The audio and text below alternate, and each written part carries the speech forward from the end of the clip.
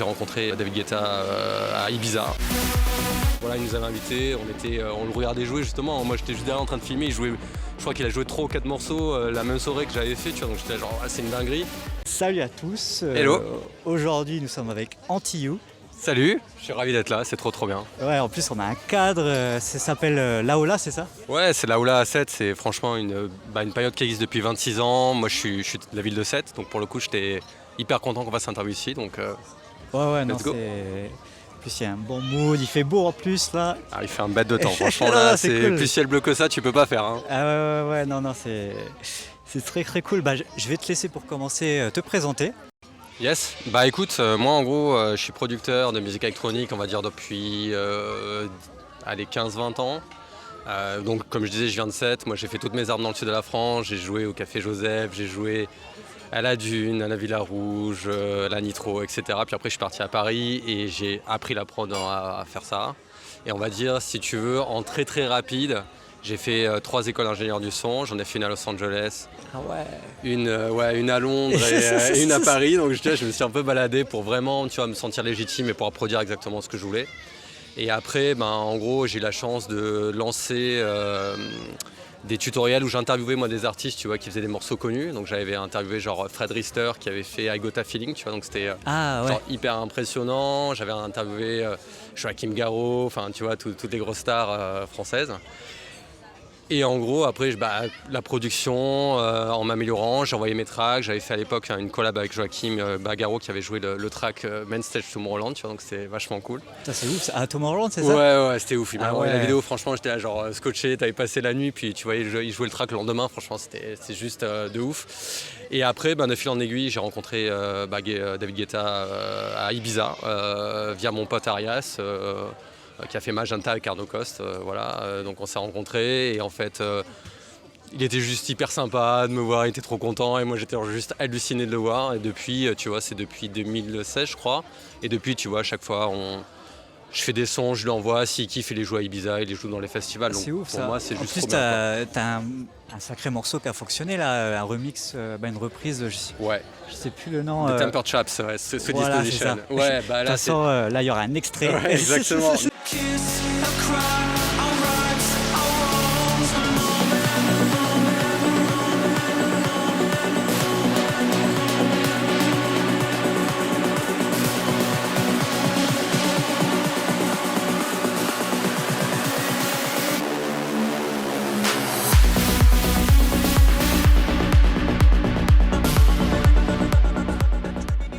Non mais ça, franchement l'histoire c'est exactement ce que je t'ai raconté, c'est qu'en gros je fais ça avec un pote brésilien et en gros on avait l'idée, on se dit tiens David il joue au high et puis après il joue à l'Ushuaïa, on a Tempered Traps sous Disposition, c'est le remix hyper connu, c'est celui d'Axwell.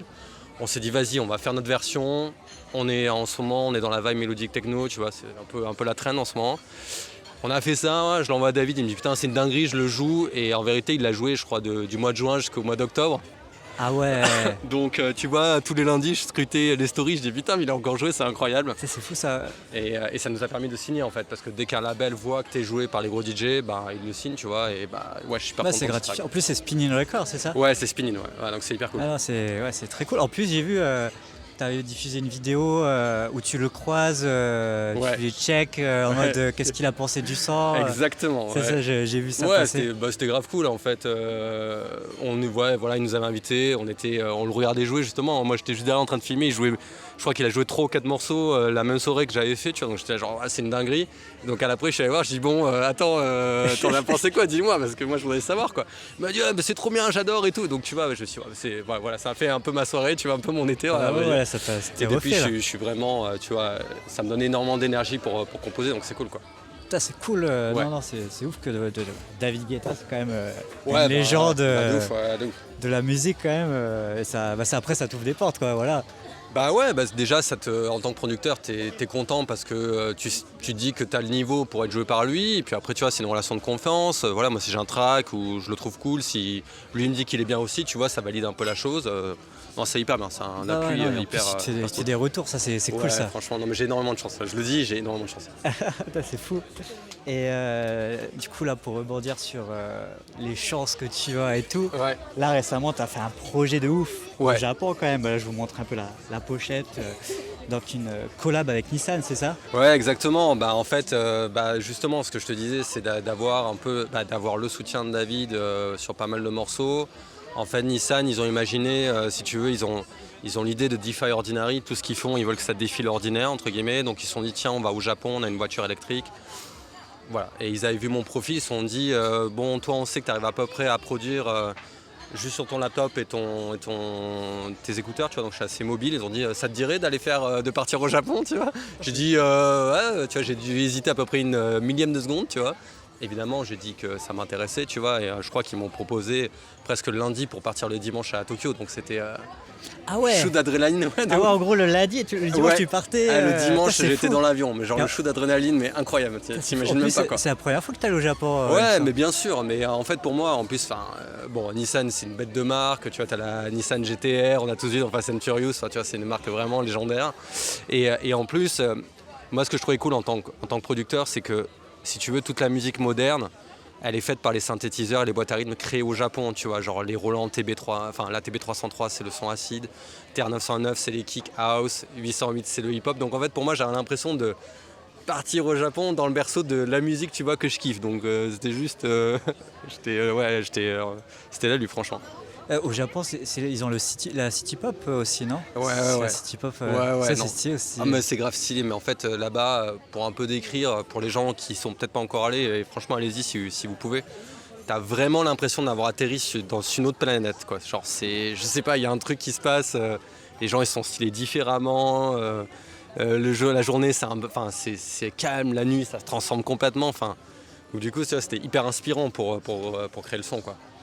C'est fou ça. En plus, pour créer ce morceau, Ouais. t'es parti sur 3 jours, c'est ça? Ouais, en fait c'était ça, eux, vu qu'ils disent il faut défier l'ordinaire, et on dit allez mon petit gars, on t'envoie au Japon, on te met dans une voiture, et puis t'as 3 jours et tu te débrouilles. En gros c'est ça, tu vois. Non, j'exagère, mais c'était vraiment... il fallait faire le morceau en 3 jours, et moi je trouvais ça cool parce que t'es obligé d'aller droit au but, pas trop te prendre la tête. La mélodie elle fonctionne pas, tu l'écartes. Tu vois, c'est vraiment direct, et j'ai vraiment apprécié l'expérience pour ça, tu vois. C'est fou. En plus, pendant cette expérience, tu as capturé un peu plus de 200 sons, je crois, c'est ça? Exactement. En fait, le truc, si tu veux, c'est que souvent, tu vois, en ce moment, les banques de samples, c'est en ligne, tu vois, on va un peu tous sur les mêmes sites. Enfin, on cherche, on essaie de trouver le site un peu confidentiel où il y a tous les sons bien, mais globalement, on se sert un peu partout. Et là, ce qui était cool sur l'histoire, c'était que en fait, la banque de samples, c'était un peu la ville, tu vois. Si j'avais envie un gong japonais d'un temple, on prenait la voiture, on y allait, je recordais, je l'intégrais. Donc tu vois, la ville devenait un terrain de jeu, quoi. C'est ça qui était cool. Ça c'est fou. Et quand tu as été dans la ville, du coup, tu t'inspirais vraiment de tout ce qui se passait. Est-ce que tu as des sons particuliers qui t'ont marqué dans la ville? Parce que je sais que c'est une ville quand même, Tokyo, c'est à Tokyo. Ouais, exactement. Il y a un brouhaha quand même, il y a certains passages. En fait, alors, il y a un truc qui m'avait fait assez marrer, mais bon, c'est un délire de producteur, hein. C'était d'utiliser l'appli pour faire des hi-hats, en fait, parce que c'est du bruit blanc, l'appli quand ça tombe, tu vois. Et donc moi, j'ai commencé à faire la rythmique avec ça, entre guillemets. Après, je te vois, c'est chelou, mais bon, ça me faisait marrer. Et après, c'était un peu tout ce qui était, on est un peu français, donc la bouffe, ça nous parle, tu vois. Et donc en fait, c'était tous les charbons qui se cassaient, etc. J'avais samplé ça, et du coup, ça a servi pour faire mes claps, mes snares. Donc je suis vraiment parti de la rythmique. Et après, globalement, c'était plus... Bon, franchement, j'ai pas dormi pendant une semaine. Je t'avoue que j'avais une chambre qui donnait sur Tokyo, avec les néons partout. Enfin, je me disais, ils t'ont régalé, Nissan. Ah mais non, mais vraiment, mais genre je dormais pas. Ils me disaient, et l'équipe tournage, ils me disaient, mais il faut dormir, hein. J'ai dit, ouais, bien sûr, bien sûr, dans une semaine, tu vois. Et donc du coup, c'était, au début, c'est vraiment parti de la rythmique. Après le son de gong, j'avais envie d'avoir ce côté un peu comme dans Daft, où tu as un son de cloche en fait, qui met une ambiance directe avec une nappe bien droite. Et après, vraiment, c'est plus l'énergie de la ville qui m'a fait travailler. Je voulais quelque chose qui soit assez électrique, tu vois, et qui avance, quoi, tu vois, c'est un peu ma signature. Ok, ouais. Là, tu as dû être servi avec cette ville-là. En plus, je crois que c'est ça, tu as composé dans la voiture, tu as travaillé. Et du coup, tu avais quand même une équipe. Déjà, comment ça s'est passé? Alors, c'est ça, en gros, c'était lunaire. En gros, on avait une voiture, si tu veux. Donc, c'est la Aria. En fait, à l'arrière, j'étais connecté au sound system par Bluetooth, donc aux enceintes.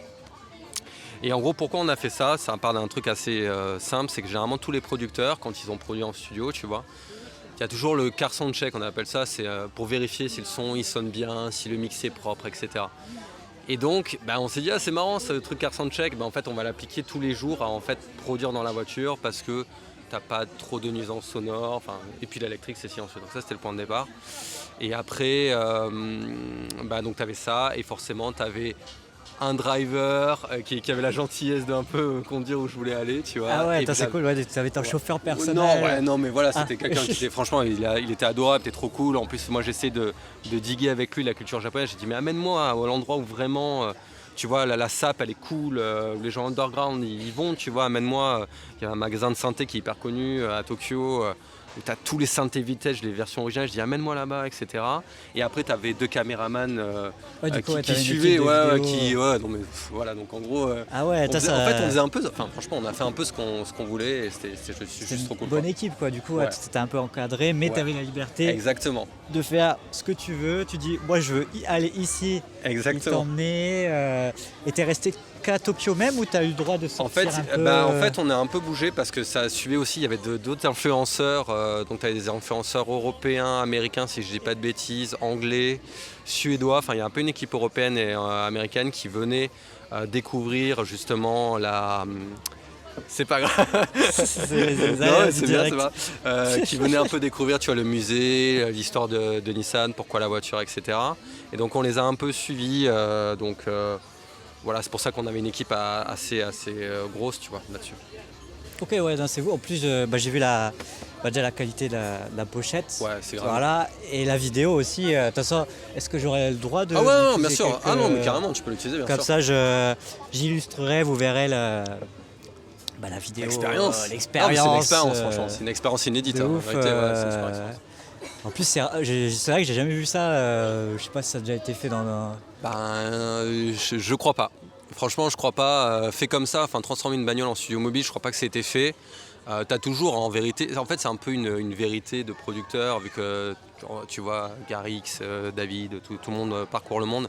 Tu le vois souvent bosser en voiture, mais là, c'était vraiment.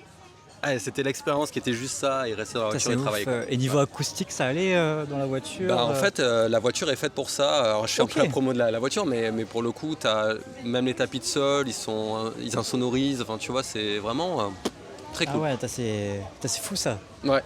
Et en termes d'émotion aussi, quand t'es arrivé là-bas, du coup, quand t'as posé le pied, tu dois être en mode ok, là, ça va être stylé, même avec le voyage. Je pense que t'as l'euphorie du truc.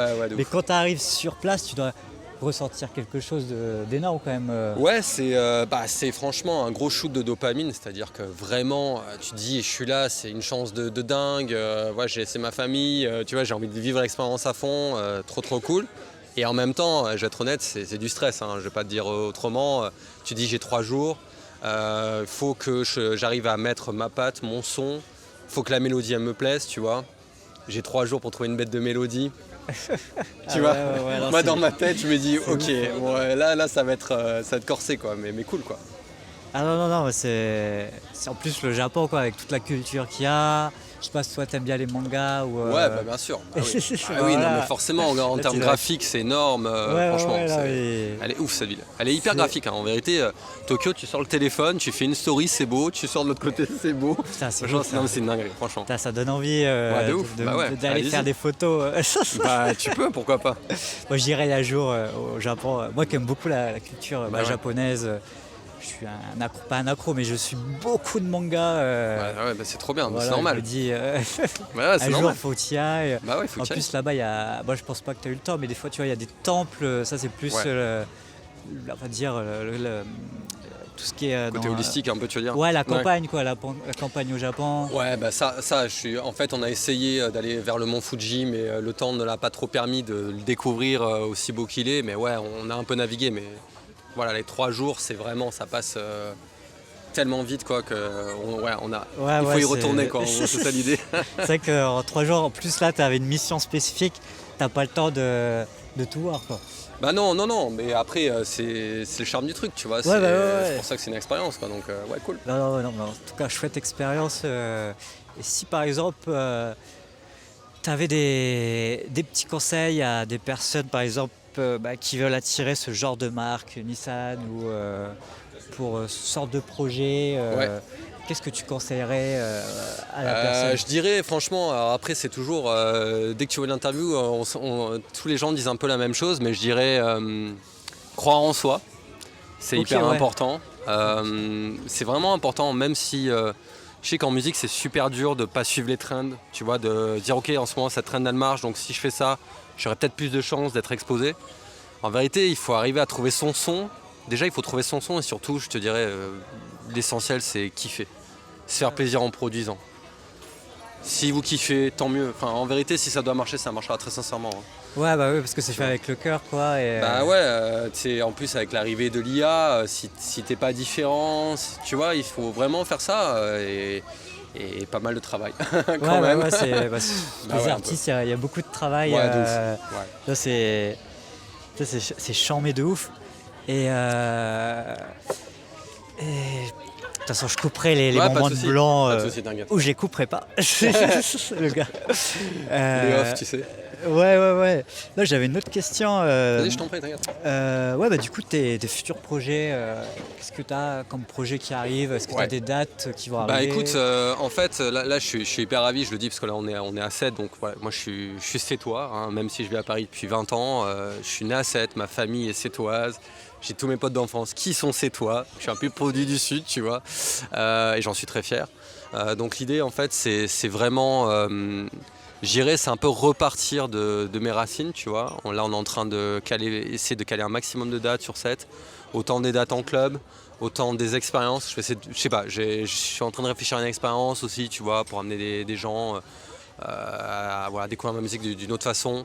Je fais un petit appel, j'aimerais bien rejouer à l'Amnésia, j'y avais joué il y a quelques années, pourquoi pas y retourner. Ça, c'est un gros appel du pied, ça. S'il y en a que c'est un gros appel du pied. Non, mais franchement, voilà, moi je te dis, ma passion, elle est née ici parce que on a eu la chance d'avoir l'Amnésia pas loin, où il y a des énormes DJ qui passent. Donc voilà, donc en fait, c'est repartir, tu vois, des racines, et puis après en vérité, continuer à faire des tracks, continuer à être de plus en plus personnel, tu vois.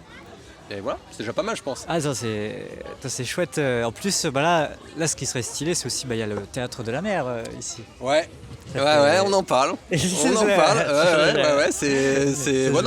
bien sûr, évidemment. Théâtre de la mer, c'est vrai que ça, avec magnifique. Le petit coucher de soleil derrière, tu joues.